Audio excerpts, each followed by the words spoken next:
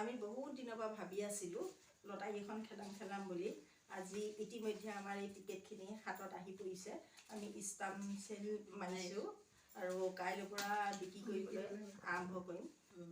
আৰু নামখিনি লিখ, হেৰি টিকেটৰ নম্বৰখিনি লিখ, নম্বৰবোৰ লিখি গৈছোঁ, নম্বৰবোৰ লিখি হিচাপ কৰি গৈছোঁ কিমান আছে আৰু আমাৰ বম্পাৰ প্ৰাইজ হ'ব 10 টকা, মাত্ৰ 10 টকা।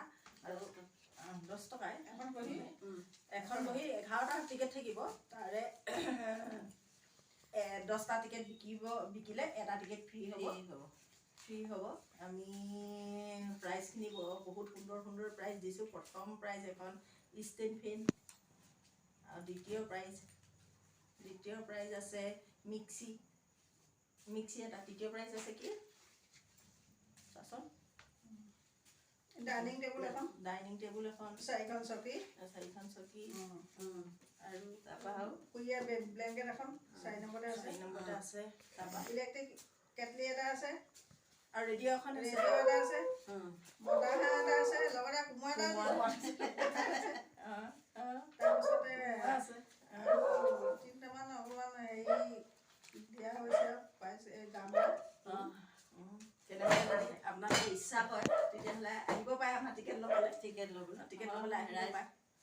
ভাগ্য পৰীক্ষা, দেৱালী ভাগ্য পৰীক্ষা। এইখন হেৰি কৰি নিদিবা ৰ'বা, এইখন মই লৈছোঁ নহয়, নাম্বাৰ লিখি গৈছোঁ দেই। 1 9 7 দিয়া কোনকেইখন এতিয়া খেলি মেলি হৈছে বাৰু, হ'লেও কাৰ ভাগ্য ফুলিব এইটো কপালে জানে। কাৰ ভাগ্য ফুলিব আমি ৰাইজলৈ আগবঢ়াই দিছোঁ। আমি কমিটিত 10জন মানুহ আছোঁ। 10জন আছোঁ ন?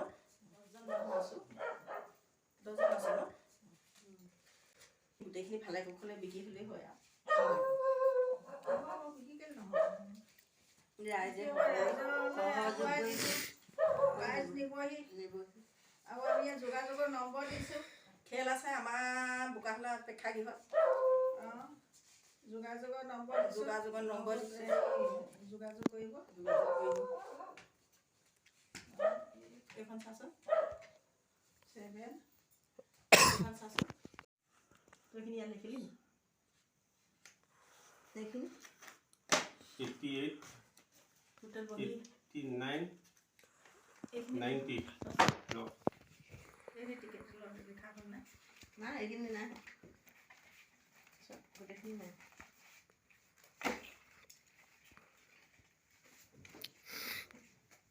সেইকেইটা কমাৰ্চিয়েল 90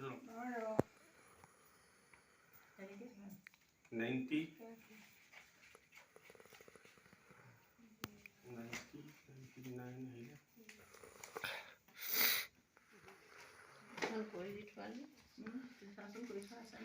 ওপৰতো চিল মাৰি দিবি আকৌ। ইয়াত মাৰিছে, এইটো মাৰিছে ওপৰত চিল মাৰিছে ন। দে এইবিলাক দি উল্টা কাৰণে মাৰি দিয়া। এয়া বোকাখোলা হেৰি ডিব্ৰুগড় ওলাইছে নহয়। 87 86 চাই আকৌ 87 88 89 এইটো তই এতিয়া নকৰিবি ৰ, তই এইকেইটা চিন দে, এইটো চিন দিলোঁ।